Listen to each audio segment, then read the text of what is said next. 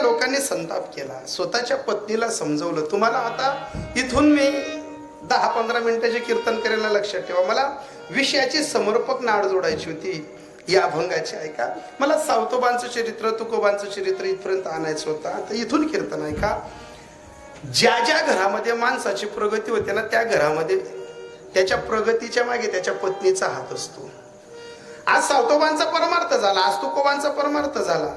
या परमार्थामागे दोघांच्या पत्नीचा सिंहाचा वाटा आहे.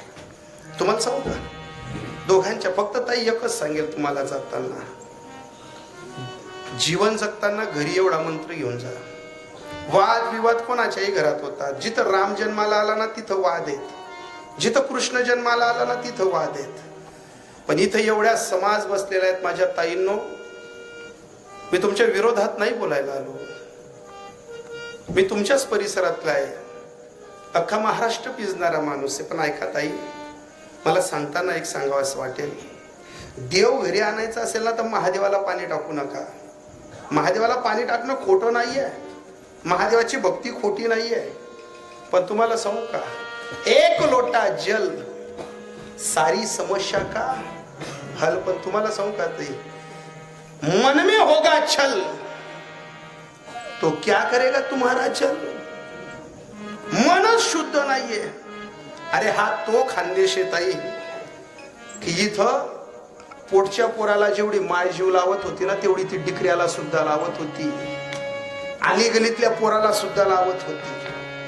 आपण मेल्यानंतर ज्या दिवशी आपल्याला खांदा द्यायला लोक घाई करतात ना, आपण मेल्यानंतर आपल्याला खांदा देण्यासाठी जी लोक दूर गावाहून स्वतःचा खर्च करून येतात ना, एक लक्षात ठेवा भाऊ दादा, कीर्तन ऐकणारे श्रोते मंडळी हो, कमवायचं असेल तर जीवनात एवढं कमवा की आपण मेल्यानंतर आपल्या अंत्यविधीला येणारा माणूस गर्दीत शिरून आपल्या डोलीपर्यंत येऊन आपल्याला खांदा दिला पाहिजे. तेव्हा समजावं की आम्हाला परमार्थ आणि संसार करता आला नाही. विशेष जीवन. काही काही बायांनी परमार्थ कमी केला पण घरं खूप आनंदानं सांभाळली. काही काही घरांमध्ये काही लोक माडकरी नाही आहेत, पण माडकऱ्यापेक्षा त्यांनी मायबाप चांगले सांभाळलेले आहेत. ऐका, वाक्य जहरीलं आहे, वाक्य सोपं नाहीये. जगाच्या बाजारात मांडलं जाणार वाक्य, युट्यूबवरचं वाक्य राजाओ. काही काही लोकांनी आयुष्यभर माळा टाकल्या नाहीत, पण माडकऱ्यापेक्षा मायबाप चांगले स्वाभिमानानं सांभाळून ठेवले. एक लक्षात ठेवा, देव त्यांच्याच घरी येतो की ज्यांच्या वस्त्रीत मायबापाची सेवा चांगली चालू आहे. त्यांच्या घरी असतो रे, वादविवाद असतो. पण एक लक्षात ठेवा ताईंनो, वाद विवाद करताना, कोणतीही घटिका येताना, कोणत्याही मायमाऊलीला भाऊदादाला एक सांगतो, माणसाजवळ पैसा आला का 1000 तीर्थक्षेत्रांवरती जाता येईल. पण माणसाला जर स्वतःच्या हृदयाची आणि रक्ताची नाती तोडता आली ना, तो कोणत्याही तीर्थक्षेत्रावर गेला तरी त्याच्या हृदयाला गारवा भेटत नाही. त्याचं हृदय स्थिर नाही. आपल्याला लांब देव शोधायची गरज नाहीये, तुझं आहे तुझ्या पाशी. परंतु तू जागा भुललाशी, शोधा आपली जागा. देवाशी नातं जोडायचं आहे ना, देवावरती प्रेम करायचं आहे ना. तुम्हाला सांगू का, सावतावांनी देव एकच तत्वाने जिंकला, नामाची या बडे न भिवू सर्वथा. कडी काळाच्या माथा सोटा मारू. काय केलं त्यांनी जीवतात? वैकुंठीचा देव आणूया कीर्तनी, विठ्ठल गाऊ नाचू हरी. फायदा काय झाला माहितीये? सुखाचा सोहळा करोनी दिवाळी, प्रेमे वनमाडी चित्ती धरू. तो विठ्ठल चित्ता धरत असताना एकच केलं, कर्मप्रधान भक्तीचा मार्ग निवडला. आणि तुम्ही सुद्धा कर्मप्रधान भक्तीचा मार्ग निवडा. अहो, गल्ली आलीत कोणाची परिस्थिती नादारीची असेल ना, एखादी मायमाऊली आपल्या पायऱ्या चढून जर आली ना, एक जगातलं एक वाक्य सांगू का तुम्हाला, कोणत्याच माणसाला दुसऱ्याच्या घरी जायची इच्छा नसते, पण पोटाला लागलेली भूक आणि पदरी पडलेली गरिबी, संसारातली वृत्ती आपल्याला विद्वान माणसाला सुद्धा मूर्ख माणसाच्या घरी उभं करते. आपले बापजादे लई हुशार होते, आपले बापजादे लई चातुर होते, बुद्धिवान होते, पण आपल्या बापाने दुसऱ्याच्या घरी 35-35 वर्ष सालदारकी का केली? त्याला कुटुंब वाचवायचं होतं. स्वतःजवळ बुद्धी राहून दुसऱ्याच्या घरी ती सालदारकी करून गहाण ठेवली. तेव्हा आपल्या आसपदरी 2-4 एकर जमिनी राहिल्या आहेत. तेव्हा आपल्या घरी आज आनंदाने संसार डुलतोय. फक्त जाताना एक सांगू का ताई, घरात वाद आणि विवाद उभा झाला ना तर 2-2 पावलं मागे सरका. जी बाई वाद करताना 2 पावलं मागे सरकते ना, त्या बाईला कुठंच देव करायची गरज नाही, तिच्या कर्मात पांडुरंग आणतोय. ज्या दिवशी घरातला कर्तबगार माणूस एवढं तेवढं जर चाहूल काहीतरी चालू झाली ना घरात, जो शांतपणे निर्णय घेतो ना त्याला जास्त परमार्थ करायची गरज नाही, शांत राहणे हा त्याचा परमार्थ होतो, नीतीनं वागणं हा त्याचा परमार्थ होतो. काही वेळेस काही पती आणि पत्नीच्या एकोपानं असा संसार फुलला की त्या संसारात आपणही जर पाहिलं तर त्यांना हुजरे मुजरे करावं लागतं. जास्त दूरचं नाही सांगत, 2-2.5 वर्षापूर्वी मी पारोड्या परिसरामध्ये एका बाईचं उत्तर कार्य केलंय. तिचं 10व-12व पुण्यतिथीचा कार्यक्रम केला. मी उत्तर कार्य नाही केलं, 10व-12व पुण्यतिथीचा कार्यक्रम केलाय. कोण होती ती बाई सांगू का तुम्हाला? जिने सावताबांच्या पत्नीचं कार्य हाती घेतलं होतं, जिने सावित्रीबाईंचं कार्य हाती घेतलं होतं, जिने जिजाबाईंचं कार्य हाती घेतलं होतं, जिने अहिल्या देवींचे आचार आणि विचार डोक्यात ठेवले होते, जिने विठोबाच्या रुक्माईचं व्रत आणलेलं होतं. काय माहिती, आपल्या ग्रामीण भागामध्ये पहिले तगारींना बुंद लावायला यायचे. काय आपल्या ग्रामीण भागामध्ये तगारीला बुंद लावायचे. आपल्याकडे लोखंडी तगाऱ्या राहायच्या. ते बुचडेवाले माणसं राहायचे, सिंग म्हणायचे त्यांना, सिंग हे बरं का, सिंग. अशी एक सिंगाची पोरगी गलीमध्ये भीक मागायला लागली. हो, सिंग म्हणजे कोणते? ते तगारीला बुंद लावणारे. हो, तिचा बाप 2-4 गाढवांवरती आला, बाहेर कुठेतरी गाढव ठेवले, पाल मांडला आणि पाल मांडल्यानंतर ती पोरगी बापाला सांगते, दादा बापू जे असेल तिच्या भाषेत, की मी गावातनं भाकर मागून आणते. एक लक्षात ठेवा, विद्वान पोरगी, देखणी पोरगी, गोड पोरगी, लावण्यवती पोरगी, जोडी बांधली, गावात आली, श्रीमंत गाव, गावातला महार मोठा परिवारात नांदणारे कुटुंब, तगारीला बुंद लावणारा माणूस, इडा कृपा पाजणारा माणूस. ऐका, पोरगी त्याची गलीमध्ये भीक मागायला आली. भिकाऱ्याचे शब्द असतात, तो ताजी भाकर कधी मागत नाही. ती पोरगी गलीत उभी राहिली, सांगत होती, ताई, हो ताई, असेल काहीतरी बाशी कुशी द्या ना. ती पोरगी या घरी जायची, त्या घरी जायची, वाटीभर भाजी घ्यायची, कोणाच्या भाकरी घ्यायची. आणता एक श्रीमंत पोरगा ओट्यावरनं तिची गंमत पाहत होता. किती श्रीमंत की ज्याच्या बापाची 45 एकर जमीन होती. 45 एकर म्हटलं पोरगा. काय कादंबरी वाचत असेल, पुस्तक वाचत असेल, पेपर वाचत असेल, पाहता पाहता त्याने दुरून पाहिलं, काय लावण्य देखणी पोरगी आहे. त्यानं पाहिलं, विचार केला, काय देवाला येडं म्हणावं का पुढं म्हणावं, काय देवाला बी काय म्हणावं, एवढी सुंदर पोरगी भीक मागते. पण तुम्हाला एक वाक्य सांगू का, रूप आणि गुण हे श्रीमंताच्या घरात जन्माला येत नाहीत.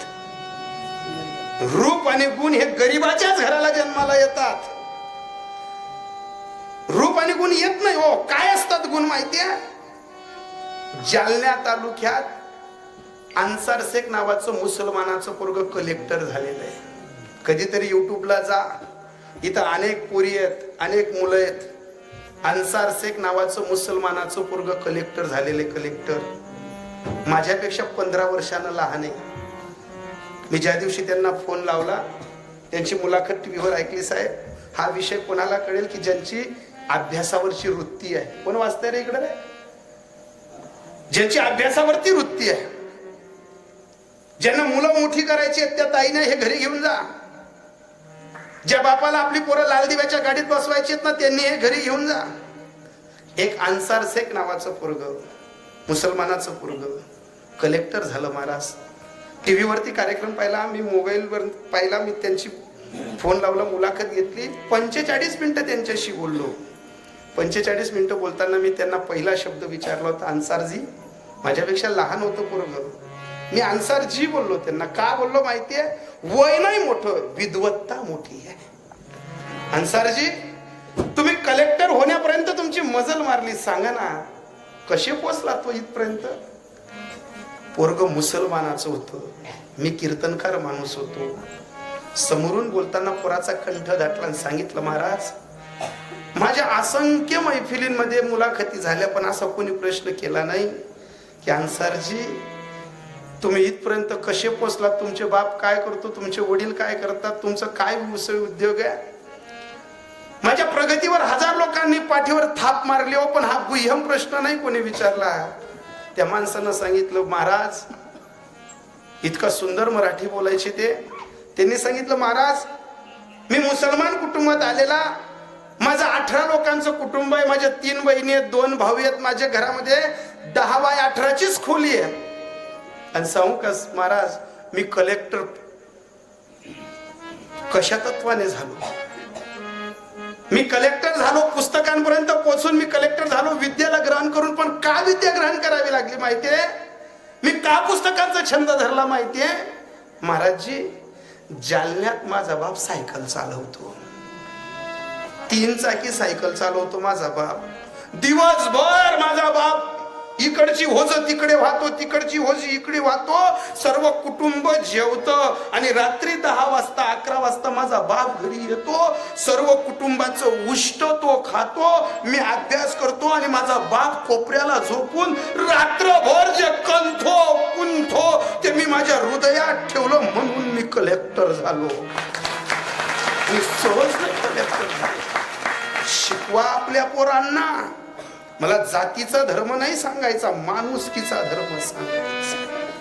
अरे आपल्या पोरांचे मेथीचे लाडू सरत नाहीये, आपल्या पोरांचे उडदाचे पापड सरत नाहीये, आपल्या पोरांचा लाड बाप स्वतःच हृदय गहाण ठेवून करतोय. आणि तरी आपला पोरगा 10वीला 35% पाडतोय. शोकांतिक आहे महाराज, हसण्याचा नाही लाज वाटण्याचा विषय आहे. त्यांनी सांगितलं, साहेब महाराज माझा बाप रात्रभर कणत होता, कुणत होता, मी एक एक पान वाचायचो, पण माझ्या बापाचं कन्न माझ्या हृदयात राहायचं.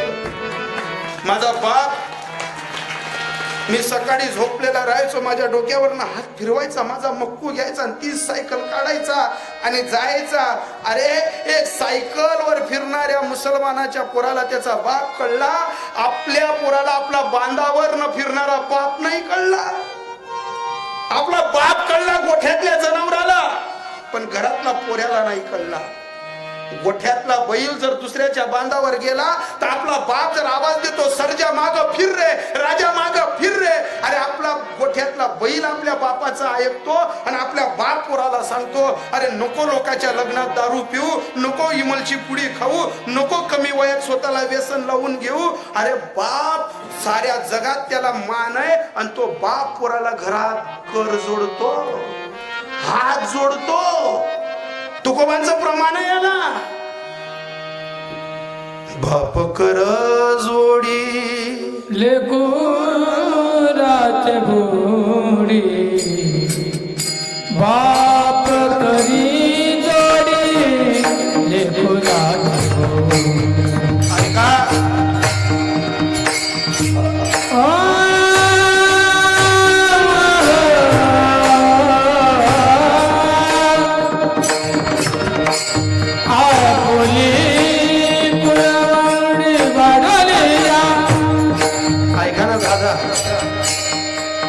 बाप जगाचा घ्या का बाप घराचा घ्या.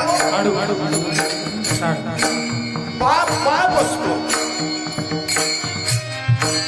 रस्त्यानं चालताना पोट फुटलं तर रक्ताची किंमत कळते.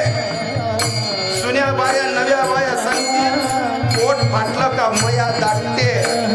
आई आई झाल्याशिवाय नाही कळत हो, बाप बाप झाल्याशिवाय नाही कळत. आपला बाप पोराला हात जोडून सांगतो, नको रे त्या लोकांमध्ये फिरू. आपली मुरवडली वाडनिया, वाडनिया, वाडनिया. बाप लेकरासाठी जगतो, झगडतो, मरतो. बापानं मुलीचं लग्न करताना व्याजानं पैसे उचलले, बापानं जमीन विकली. काही पोरांच्या शिक्षणासाठी बाप शेवटपर्यंत दुसऱ्याच्या घरी काम करतो. त्या बापाचं तत्व बोलतायत महाराज. आपली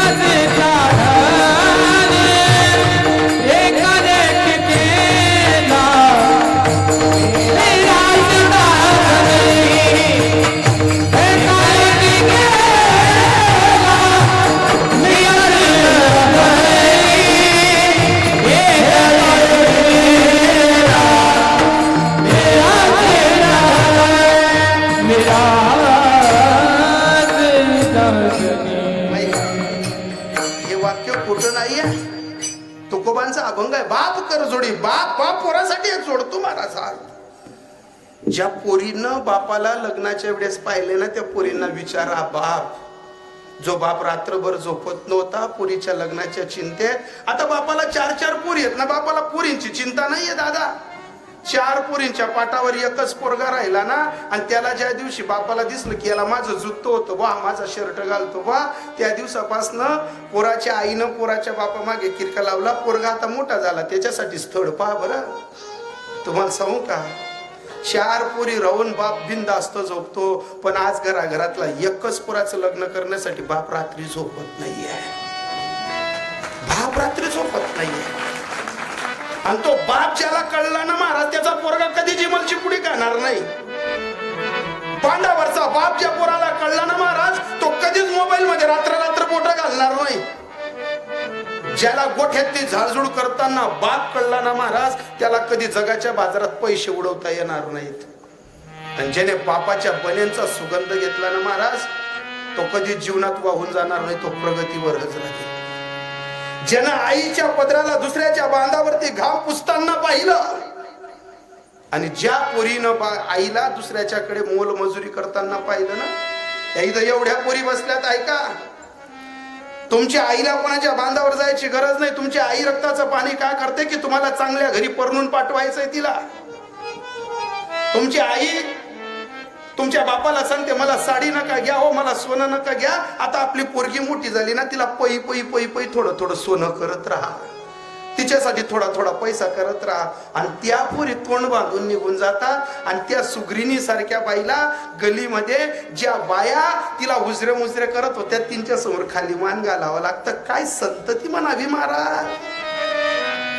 अरे आऊस ना पोटे ज्या दिन कौस पैदावस ना, त्या दिन जगाला घाबरवणारा बाप संतती पुढे लोटांगण घालायला लागतो, हरवून जातो महाराज. एक अन्सार शेख नावाचं मुसलमानाचं पोरग सांगत होतस, महाराज मी पुस्तकांच्या पानांपर्यंत गेलो, माझ्या बापाचं कष्ट पाहिलं महाराज, मी माझ्या बापाचं रात्रंदिवस कष्ट पाहिलं, म्हणून मी कलेक्टर झालो. रूप आणि गुण हे गरिबाच्या घरात जन्माला येतात. एक सिंग तगाऱ्या बादलीना गुण लावणाऱ्याच पोरगी गलीमध्ये त्या श्रीमंत पोराच्या दारी आलीन सांगत होती, दादा काही असेल बाशी कुशी आणा ना. मोठ्याचं पोरग होतं, गुरमीतलं पोरग होतं. एक लक्षात ठेवा, गरिबीतनं श्रीमंत झालात ना, तुम्हाला माणुसकीची, पैशाची, जमिनीची किदर राहील. पण जर तुम्ही बाप जाद्याच्या जीवावरती गुरमी कराल ना, मायबाप मरत नाही तोपर्यंत 2-4 एकर विकून दुसऱ्याच्या बांधावर पावडर आणि फवारा मारायला जाल तुम्ही. एक लक्षात ठेवा, मोठ्याचं पोरग होतं, उर्मी आणि गुरमी होती अंगात. 50-50 एकरवाल्याचं पोरग होतं. रूपवान पोरगी पाहिली, अंगणात पोरगी उभी होती. पोरगी जोडी बांधलेली पोरगी भीक मागते, हातात कटोर, आणि ती पोरगी सांगते, दादा द्या ना काहीतरी. दुरून तिचं रूप पाहणार ना, तिच्या रूपावर भाळला, दड दड दड दड दड दड दड दड पायऱ्या उतरला. आणि जशा पायऱ्या उतरला तसे तिचा हात धरला. ती पोरगी हुशार होती. तिनं एकच सांगितलं, दादा माझ्या कसाला हात धरलास रे, सोड ना. तुम्हाला सांगू का ताई, जी पोरगी मायबापाकडनं रक्तात खानदानी गुण घेऊन येते ना, ती पोरगी नवऱ्याची कशी परिस्थिती राहील ना तरी त्याला सुधरवूनच टाकते. रक्तातली श्रीमंती पाहिजे रो, खानदानी गुण पाहिजे. ती माय माऊली विद्वान होती, तगाऱ्याला गुण लावणारी होती. तिचा बाप गाढवांवरती ठोकपीट करून इडा खुरप पाजणारा होता. काय सांगितलं तिनं, दादा माझा हात सोड ना. तो पोरगा एकच बोलला, अगं हात काही सोडण्यासाठी नाही धरला, लग्न करायचंय. तिची छाती धडधड करायला लागली. तिनं सांगितलं, दादा अरे गली तुझी, भाऊबंदकी तुझं, गाव तुझं, माझं कोण ऐकणार आहेत रे, ऐक ना, सोड ना मला. नाही मला तुझ्याशी लग्नच करायचंय. पण ती पोरगी विद्वान होती, गुणवान होती. एक तगारीला गुण लावणाऱ्याची पोरगी होती. गाढवांवरती तिचा बाप पिढ्यार फिरवणारा होता, इडा खुरप पाजणारी होती. त्या पोरीनं त्याला काय सांगितलं, दादा अरे काय छोटी अपेक्षा करतो रे, लग्न करायचंय ना तुला माझ्याशी, लग्न करायचंय ना. अरे 4 दिवसात तुझ्याकडे नांदायला येऊन जाईल, पण माझी एक अट आहे, ती मंजूर कर. श्रीमंताचं पोरग होतं, त्याला वाटलं काय मागेल, 2-4-5 एकर जमीन नावावर मागेल, काय मागेल, घरदार नावावर मागेल. त्या पोरीनं ते नाही सांगितलं, माझी एकच अट आहे, स्वीकार. अगं बोल काय तुझी अट. तुमच्या मराठी शाळेच्या बाजूला तुमच्या गावाच्या उखरड्यांवरती गाढवं चरतायत आणि त्या उखरड्याच्या बाजूला 4 थैल्यांचा पाल मांडून माझा बाप ठोकपीट करतोय. ऐक ना, माझ्या बापाजवळ जा आणि माझ्या लग्नाची परवानगी घे. ऐका ताई, अरे एक तगारीला गुण लावणारा, खिळे ठोकणारा, विडा पाजणारा, खुरप पाजणारा, कुठल्या जातीचा कुठल्या पंथाचा मला माहित नाही, पण ऐका ना, त्याची पोरगी सांगते की म्हणा बापनी परवानगीले. आपल्या हिंदुसन्या करण्यापुरी कधी विचार करतील? हसण्याचा नाही, लाज वाटण्याचा विषय. एक तगारीला गुण लावणारी पोरगी सांगते माझ्या बापाचा सल्ला घे, आणि आपल्या पोरी पोलीस स्टेशन मध्ये सांगतात म्हणा बाप पैन, म्हणा भाऊ पैन, आणि म्हणे माय पैन मला धोका आहे, म्हणा काका चुलताच पैन धोका आहे. ही आपल्या हिंदूंची परंपरा आहे, ही आपली घरातली रीत आहे. एक लक्षात ठेवा ताई, मी तुमच्या टाळींचा गजराना भुलणारा माणूस नाहीये. मी रोज समाज प्रबोधनातून बोलणारा माणूस आहे. जी पोर काका चुलतासना विरोध मागे, जी पोर भाऊ बनसना विरोध मागे, जी पोर मायबापना विरोध मागे, जी पोरनी कोणलेच जुमाना नाही, किनाच फ्रीज मा 35 तुकड्या सापडणार. जी पोर काका मामासले बहिणीने, जी पोर मामा फुईना ताब्या मारायनी, जिने बापनी किंमत केली नाही, जिने मायनी किंमत केली नाही, तिनाच पोटमा कोणीतरी आयऱ्या गैरा उन्हा आणि पोटमा 35 चाकू घालीस आणि गटारमा फेकी घ्या. काय काय काय काय एक तगाऱ्याला गुण लावणाऱ्याची पोरगी सांगते माझ्या बापाची परवानगी घे. श्रीमंताचं पोरग बापाकडे गेलं आणि सांगितलं दादा मला तुमच्या पोरीशी लग्न करायचंय. एक ऐका, तगारीला गुण लावणारा, खुरपो पाजणारा एक मोठ्या घराण्याच्या माणसाला काय सल्ला देत होता, दादा तुम्ही तुमना जातनी पोरद का, तुमना पंथानी पोरद का, तुम्ही आमच्याशी नातं जोडू नका, तुम्हाला वक काय, तुम्हाला रग काय. मला एक प्रश्न पडतोय माझ्या समाज बांधवांनो, माझ्या धर्माच्या लोकांनो, अरे आपल्याही घरांमध्ये आपल्याही समाजात आग लागली आहे की आपण आपल्या रक्ताची शरीराची जवळच्या नात्यांमध्ये आपले संबंध गुंफत नाही आहेत. इथं माणसांचा दोष नाहीये. ज्या घरी मुलगी लग्न करण्यासारखी आहे ना, तिथल्या आईला भ्रम आहे की आता आमनाच घर पोरे बा, जग मग कोणाच घर पोर उरणी नाही बा, बय आमना घरी तीन, बय आमना घरी करतील. एक लक्षात ठेवत आहे, याच्यात मी माणसांना दोष कधीच देणार नाहीत. माणसांना माहिती आहे की आपण संबंध कुठं केला पाहिजे, आपली परिस्थिती कशी आहे, कुठं जोपासली जाईल. पण घराघरातल्या बाया कधीच माणसांचं या गुणांना ऐकून घेत नाही. मी तुमच्या विरोधात नाही, मलाही मुलगी आहे, मीही कोणाचा तरी मुलगा आहे, मलाही आई आहे, मलाही बहीण आहे ना, मलाही पोरी बनवून पाठवायच्या आहेत ना. पण ताई तुम्ही एकच करा, आपली 2 एकरनी परिस्थिती विना तर 4 एकरवाला देखा, 4 एकरनी परिस्थिती विना 8 एकरवाला देखा. आपला मिठडामा मीठ नाही, पिठडामा पीठ नाही, आपण कलेक्टर जमला जाईल ना. बरं तुम्ही तुमच्या पोरींसाठी कलेक्टर जमला, मग काय तुम्हाला बी पोऱ्यासाठी कोणी पायऱ्या चढायला पाहिजे ना, तुम्हाला बी पोऱ्यांना विचार करा ना.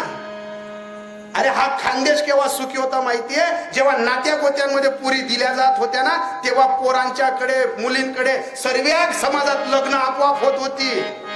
आज काय झालं माहितीये, गावागावातली मध्यस्थी माणसं मरून गेली. ना मुलींची संख्या कमी ना मुलांची संख्या कमी, व्यसन आणि फॅशन घुसल्यामुळे मध्यस्थी लोक पुढे येत नाहीयेत, मध्यस्थी लोक पुढे चाहूल करत नाहीयेत. मला जाताना एकच सांगायचंय, कोरोनाच्या कालखंडात अनेक श्रीमंत बाहेर गेल्यांचे डबे रिकामे झाले होते. कोरोनाच्या कालखंडात अनेक श्रीमंत बाहेर गेल्यांचे डबे रिकामे झाले होते.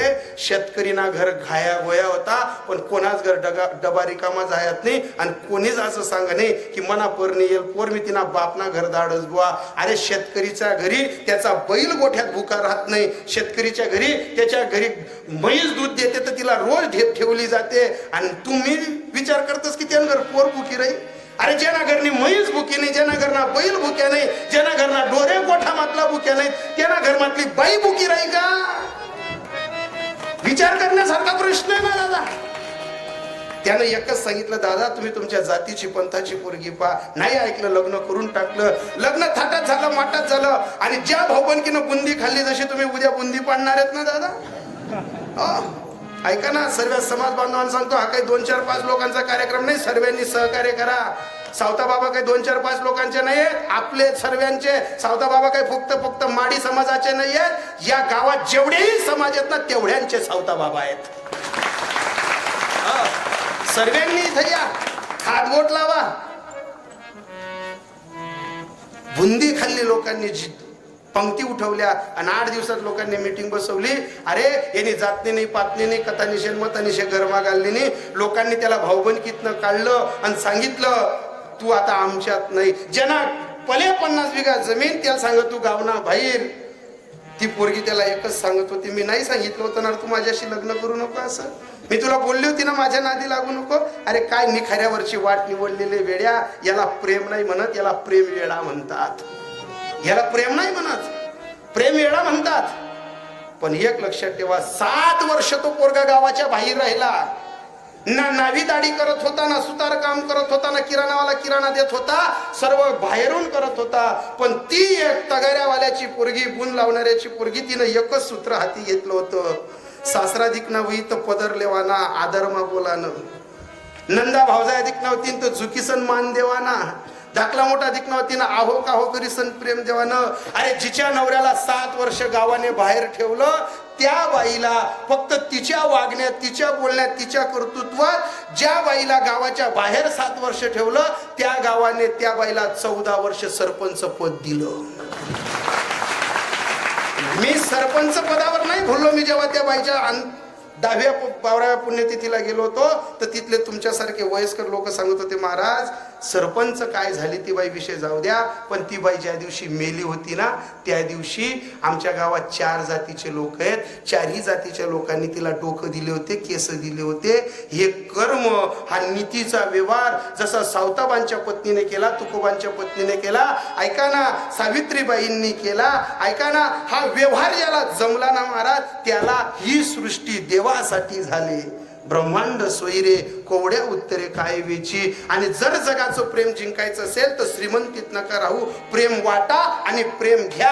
अनेक लोक तुमच्या घरी येतील, अनेक लोक हुजरे आणि मुजरे करतील, मानेक वाचारिता नोहे आरानुक ऐसे येतील लोकप्रीतीसाठी. आणि जर घरातला परमार्थ नाही आवडला तर जे तुकोबा संतापात बोलतात ते तुम्हालाही ऐकावं लागेल. अभंग